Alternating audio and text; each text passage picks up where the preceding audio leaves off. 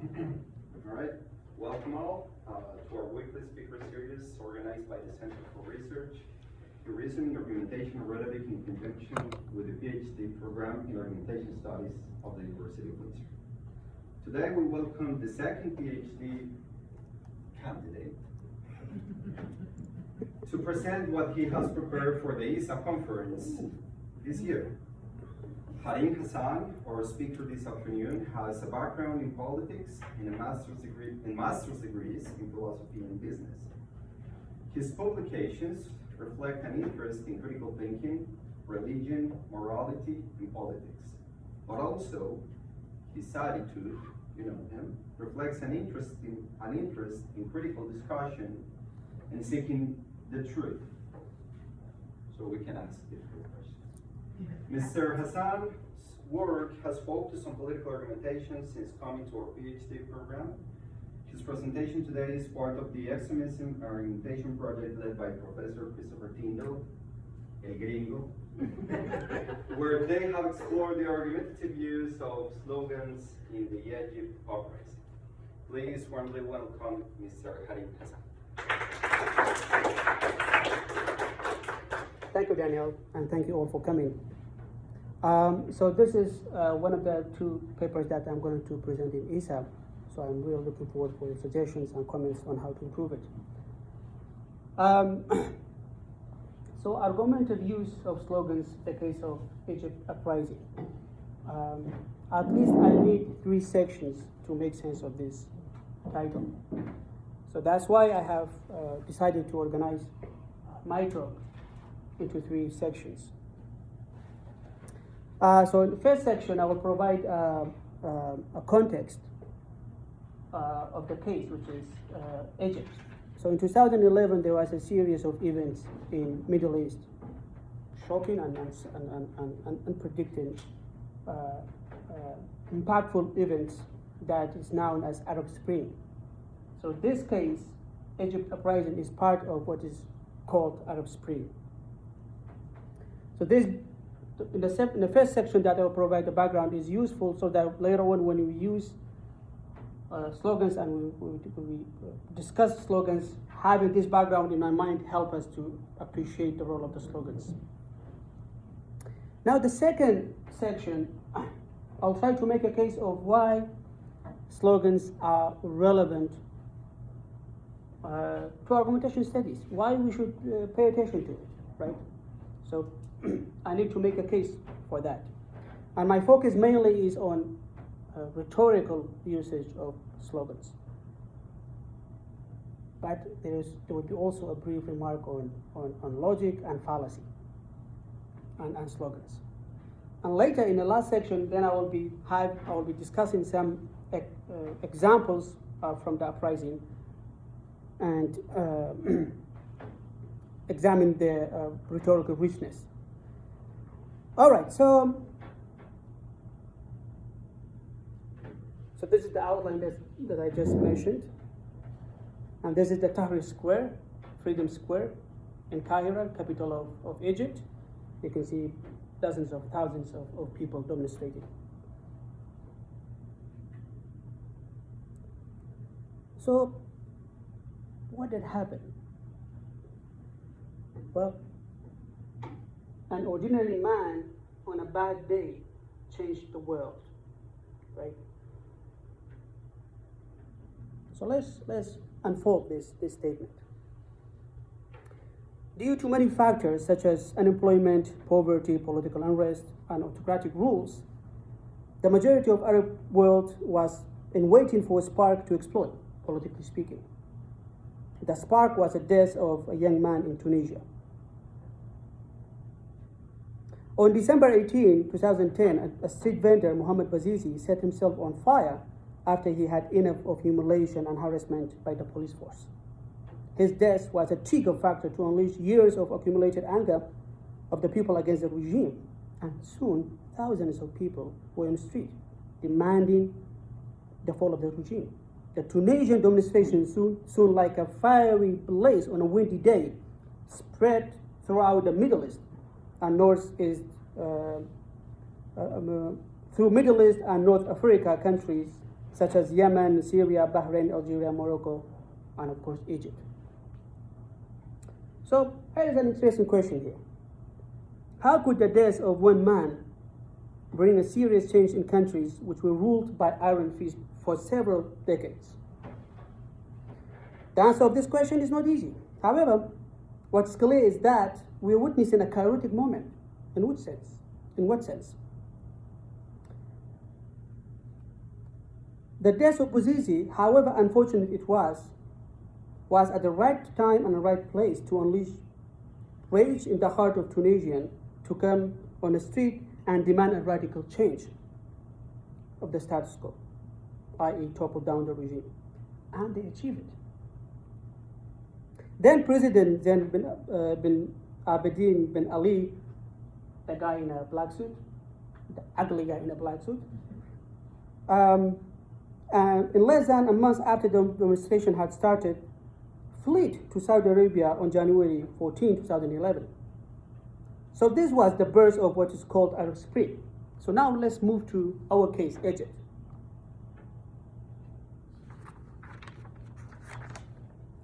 All right. In the case of Egypt, the murder of Khalid Said was a trigger factor for the uprising. Said was killed by police on June 6, 2010. Both Bouazizi and Said, according to Pizzari, quote, represented middle-class people who tried to make a living without any help from the government. Since the middle class was the people who suffered the most, they felt related to Bouazizi and Said. So what happened? 6 months later, after Said's death, a Facebook page created in his memory was used to call for January protests that grew into the 18 days uprising that eventually toppled Mubarak after he ruled for 30 years. Chaotic understanding of the death of Said is also relevant here. Why? This is because the brutality of the police in modern Egyptian history was not uncommon. Yet, this particular case of police brutality hit the target, unleashed the people's wrath against the regime. So how to make sense of this? So the mixture of external factors, i.e. The success of the Tunisian uprising, and internal factors, i.e. the death of Said, the failure of deliver good governance by Mubarak, and availability of social media, all facilitate a common anti-regime discourse that played an important role in Egypt in 2011. This day is a symbolic day, the day that demonstration started in Egypt. And this is a meaningful caricature. You know, this is Said, the man who was killed brutally by police, and this is the president, Mubarak.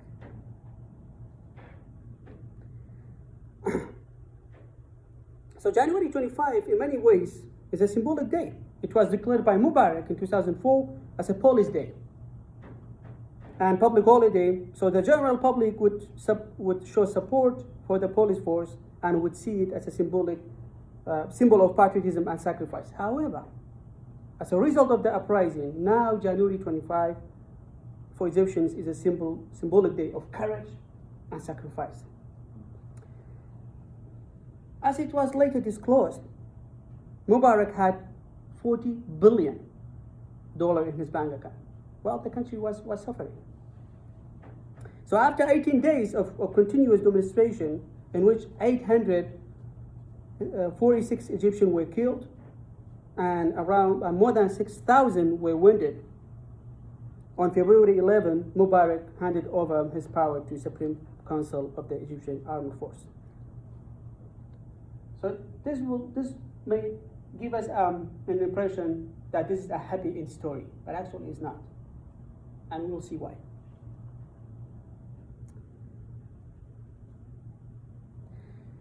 So it's important to remember that in this context we are talking about slogans. In a context of facing dictator was an arsenal of argumentation, because it was totally peaceful demonstration. Facing a dictator was an arsenal of argumentation, included but not limited to the rhetorical usage of slogans. So now let's move to see how slogans are relevant to argumentation. All right, so slogans can be defined as a symbolic justification for an action. They provide a bridge or direct link to social action. End quote. The rhetorical study of argumentation focuses on modification of ideas through discourse. Therefore, an argumentative understanding of slogans explains their role in social movement in challenging the status quo and advocating actions. So slogans are a useful discursive tool for understanding the worldview of social movement. Why? Because, quote, they can be a mental rationalization of a movement, end quote. Hence, they are a shortcut to understand the attitude of social movement toward the status quo, meaning what aspect of status quo to change and what aspect to preserve it. So, but we should remember, since there are different social movements, slogans can also be used in a different context. It's not just a tool to unite people, but also a tool to divide people. So in any case, slogans are essential in social movement success, since they express the ideology in a rhetorically rich manner. And it will be clear why this is important. They also, of course, strengthen membership affiliation, which is a key factor to success any social movement.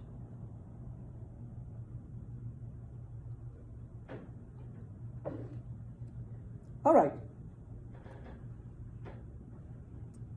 But what are slogans exactly? I think we need more understanding of slogans. So according to Carl Newsom, slogans are useful rhetorical tools by which a large group of people may express their collective ideas. Slogans can be very rich semantically speaking, even though syntactically speaking they can be very simple and short. So slogans can be defined, quote, as short phrases, expressions fittingly worded which suggest action, loyalty, or which cause people to decide upon to fight for the realization of some principles or decisive issues, end quote. An essential feature of slogans is the role of slogans in evoking strong emotions, and this is really key in the context of social movement, evoking strong emotions, which is a crucial aspect of rhetorical richness of slogans and the usage in extremist political argumentation, and a discourse of argumentation which aims to radically change the status quo, for example, topple the regime, change the regime.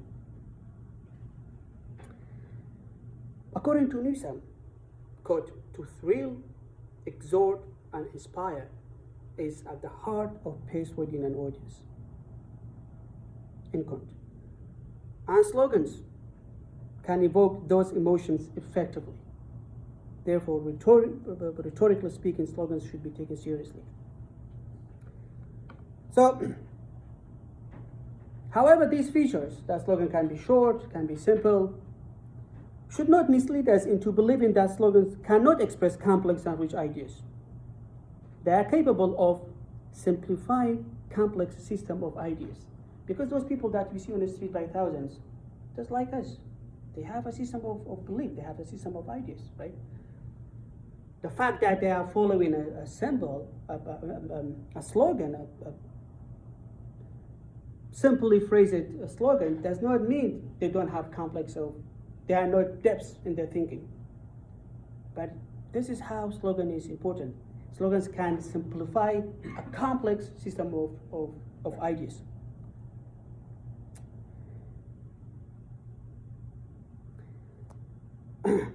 For example, the complex debate like abortion debate, the slogan adoption not abortion reduce the complexity of the abortion and problems of adoption, rape, incest, and so on into a very simple alternative or solution: to adopt and not to abort.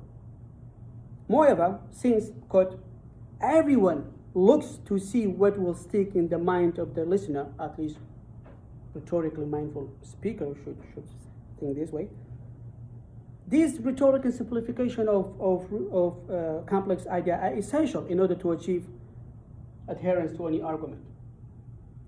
I forgot to the context, but it's even more important in the context of social movement in which you are aiming to radically change the status quo and you are facing a dictator.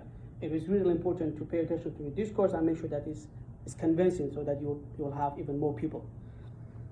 All right.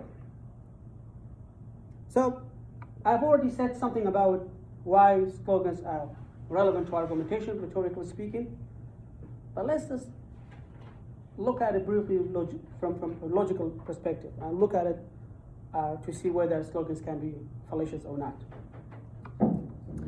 In a study of 100 slogans of advertisement, Allura Vasily concludes that generally slogans have two shortcomings, logically speaking. First, slogans are anthematic arguments and on purpose lack a premise or premises, and they lack an explicit conclusion, makes them all fall into the category of non-squatter fallacies, that is an error due to the fact that the conclusion is not entailed by the premises. I mean, there could be more nuanced comments on the logical shortcomings of slogans. However, as far as these straightforward logical observations go, I believe they actually show the rhetorical strengths of slogans. Why? Well, because the anthematic nature of slogans invite the audience to be an active receiver and provide the missing premises.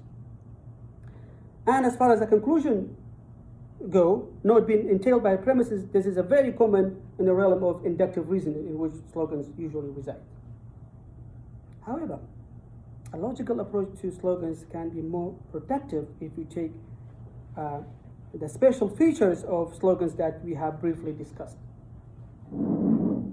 For example, if you look at slogans like adoption, not abortion, with critical eyes, we can identify other fallacies. This slogan is problematic because, as explained, it reduces one of the most debatable topics, i.e. abortion, to a very simple assertion, to adopt and not to abort. Two fallacies are relevant here to this oversimplification of a complex idea. Simple truth thesis and no reasonable opposition, which were discussed by Akin and Talisi in the context of political polarization. Simple truth thesis occurs when we believe truth is so simple and obvious that our opponent must be ignorant, wicked, devious, or benighted, in quote, since they don't share our stand on the issue. The apparent consequence of this fallacy is no reasonable opposition fallacy. Why? Since truth is so simple, there is no way our opponent's objections to what we consider as truth are reasonable. These fallacies, and of course many others, occur in political argumentation, which makes reaching an agreement about what is reasonable sometimes very difficult. Because if you think like this, there is no way you can engage in a fruitful discussion with your opponent.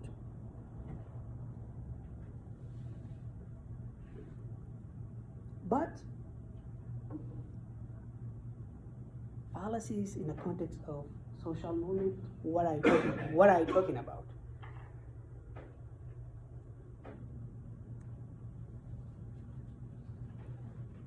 However, let's face it, in the context of social movement, committing fallacy is not at the top of our priority list.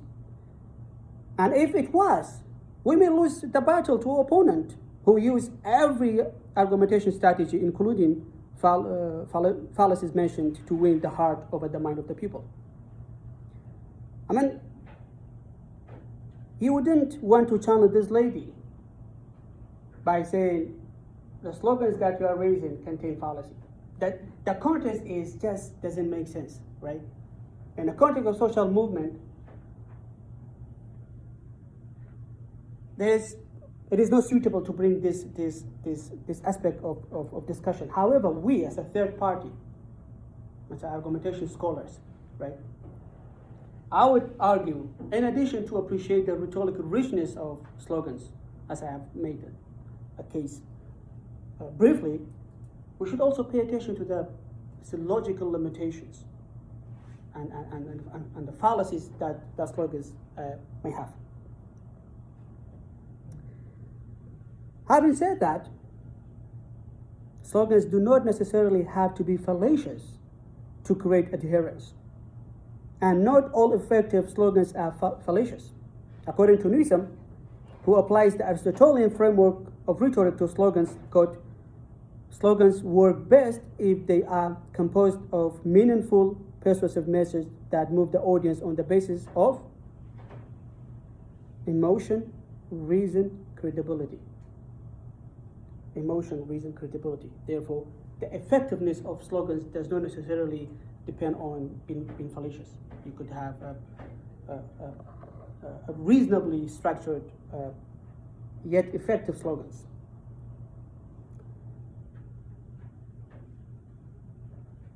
So now we are familiar with the case and aware of the slogan's relevance to argumentation. Let's take a closer look on slogans in our case. By observing the slogans used during the uprising, a correlation can be made between the slogans used and the overall public consciousness of the Egyptians. Slogans helped in modifying the cognitive environment of Egyptian society, and this modification reflected in changing the overall consciousness in the way that, quote, it has shifted from a discourse of complete allegiance to the regime into discourse of the total defiance and accountability, from a discourse of long live say to down with the dictator. Big shift in the consciousness. All right.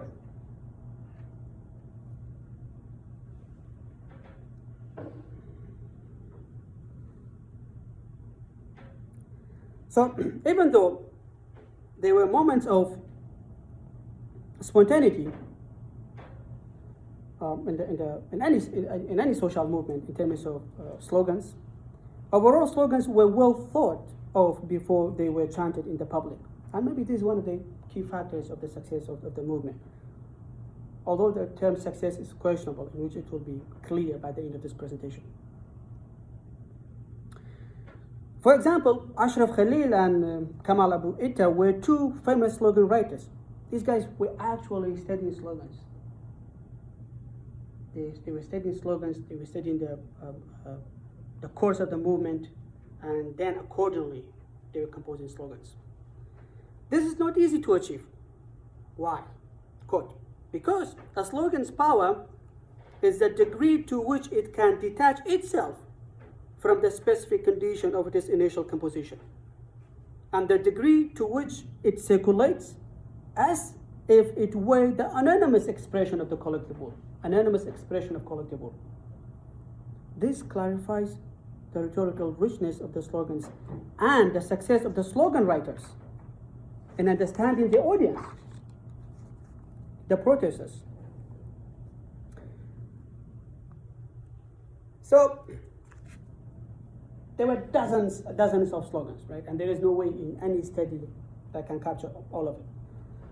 So what I'm trying to do is to categorize them, and this is a nice picture actually. I mean, all you need to make a guy look back is bring a short mustache, and that's it. So I classify the majority of slogans into two main types, and then I will take a couple of examples. Many slogans were used during the uprising with a different language, demand, and ideological backgrounds. However, roughly speaking, underline roughly speaking, they can be categorized into two main types of slogans: invective, insulting slogans, hija in Arabic, and zeal or bravery, hamasa in Arabic.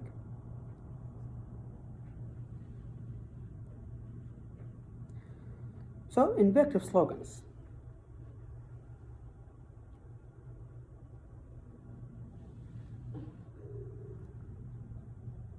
Invective or insulting slogans played an important role in intensifying and prolonging protesters' anger against the Mubarak regime. The invective slogans were partly caused by the accumulated dissatisfaction of Egyptian and the Mubarak's rule for decades, and partly by the deaths of protesters who were killed brutally by the armed force during the uprising.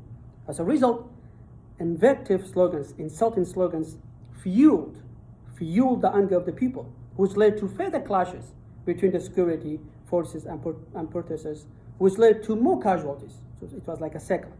But this type of slogan was fueling this cycle. A key example of the invective slogans was aha scarf slogan, which means fuck Supreme Council of the Armed Force. So Mubarak, in a cheeky way, he said, okay, I give up power, I will give it to the armed force. But the protesters knew the army was just a puppet, right? So that's why they came up on the street and on social media and everywhere. Fuck military. This three-letter word, aha or aha, quote, is a uniquely Egyptian word, means roughly fuck that, fuck it. The aha word appeared in insulting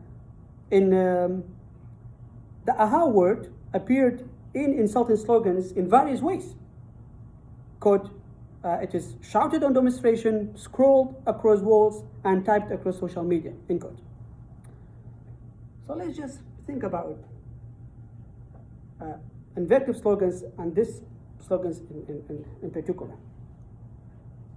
The level of anger and dismissal in this simple word was unprecedented in Egyptian history.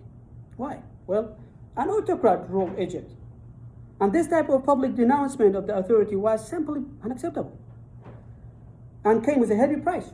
Until 2011, invective slogans were, quote, a marginal and often absent form of rhetorical opposition groups, end quote. So the protest began and security forces began killing protesters. Quote, this simple and eloquent phrase of disgust became a surprisingly articulate, or at least effective slogans for those rallying in solidarity with the activists in the street fighting against scarf rule. This show, at the right time and right place, solidarity and collective will across diverse groups can be strengthened not by sophisticated discourse, but rather by a simple fuck it phrase.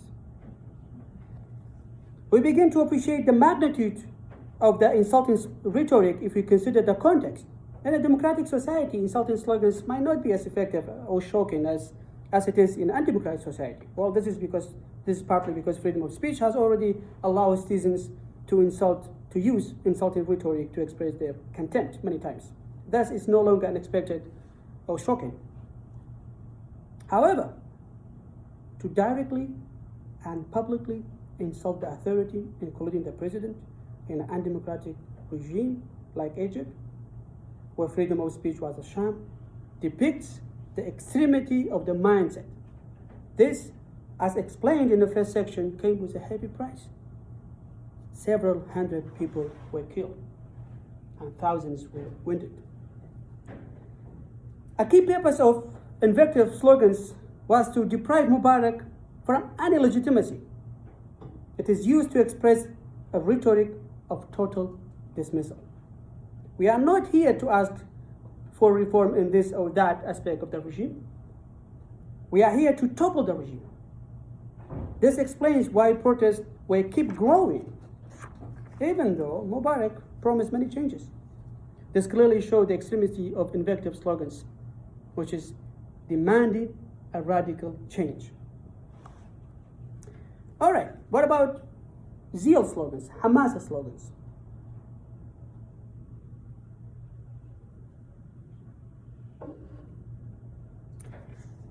You can only see part of the picture through invective slogans, the part of tearing down the regime.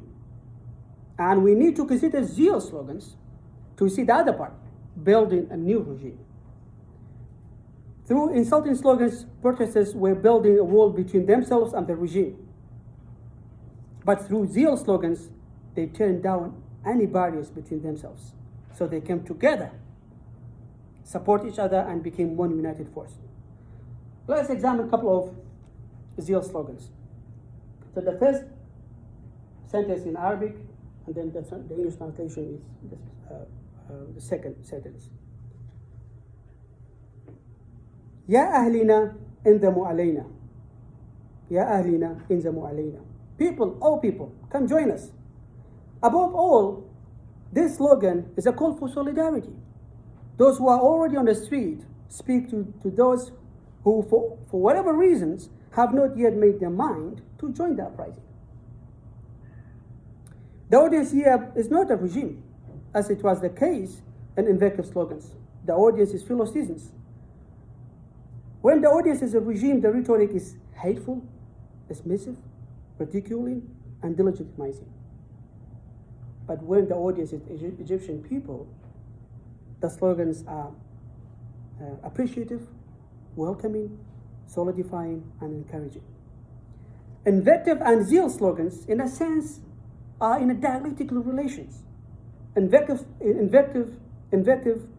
destroys, but zeal rebels, destroying what the regime wants and building what the people want. In other words, the dialect is between maintaining the regime's status quo and yet to come, people's status quo.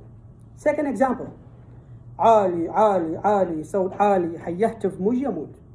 عالي عالي كمان عالي هيهتف مش جبل. Raise, raise, raise your voice. He who shouts will never die. Raise, raise, raise again. He who shouts is not a coward. Here it can be argued there are indirect and direct audiences. The indirect audience is the people who want to join the uprising but hesitate. The direct audience is protesters who are already on the street. The common message, however, for the both audience is a message of encouragement. Encouragement to defy any fear, including the fear of being murdered by the security force. And that was a real fear, as I mentioned. Hundreds were killed, thousands were wounded. Yet, they need something to fuel themselves to be able to sustain the demonstration. And these type of slogans helped.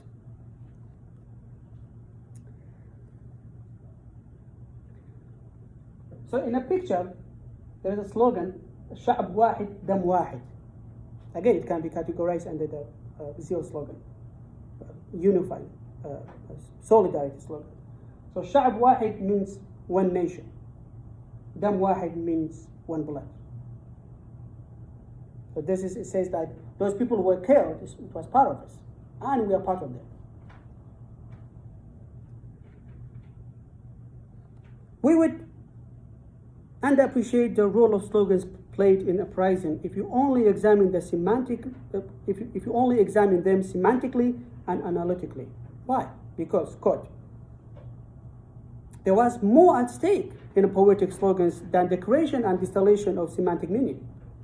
Those slogans were performative, which under the right circumstances created the movement they spoke of, end quote. In other words, in expressing the protesters' demands, the slogans were also modifying and recreated them. So the rhetoric of slogans, then it can be argued, has double-edged effect. In expressing what a social movement wants, it recreates the social movement.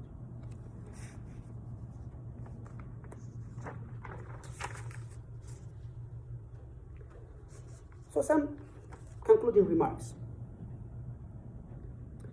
Slogans play a crucial role in any social movement. They can function as a discursive net. Cognitively speaking, the members of social movement are glued together by simple words and phrases that we call slogans. It's like a cognitive net. So, successful slogans may have the following features. They have rhythm. They evoke emotions. They can simplify complex discourse into simple yet effective phrases or short sentences. They capture the ethos of the movement. They can strengthen the group identity of the members of the movement. And expressing the demand, they recreate those demands. But the story of chanting for better tomorrow is to be continued. Why?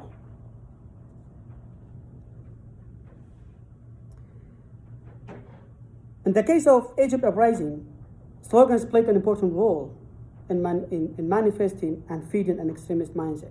The mindset was extremist because it aimed at radical change, change the political status quo, which is changing the regime. This goal was achieved, right? This goal was achieved. In less than 3 weeks, Mubarak toppled down, gave up the power. However, changing the head of the state, although it could be an important factor, it does not guarantee full-fledged systematic change. According to Hiba Murayfi from Amnesty International, quote, the situation in Egypt is significantly worse today. If you look at the number of journalists in prison, if you look at the number of human rights defenders in prison, the numbers are just crazy, end quote. So things did not go as the Egyptians dreamed of. For example, Abdel Fattah al-Sisi seized power through coup in 2013 from elected President Mohamed Morsi, who was elected in 2012. More than 300 protesters were killed who demonstrated against the coup. And later, in a very questionable election, the same person, al-Sisi, won 97% of the votes. And this guy is a president of Egypt. I mean, when you get 97% of the vote, it's a joke, right? So, although the movement was successful in forcing Mubarak to step down, Egyptian people still are far from living in a democratic system they dreamed of. Thus, the story of chanting for a better tomorrow is to be continued. Thank you.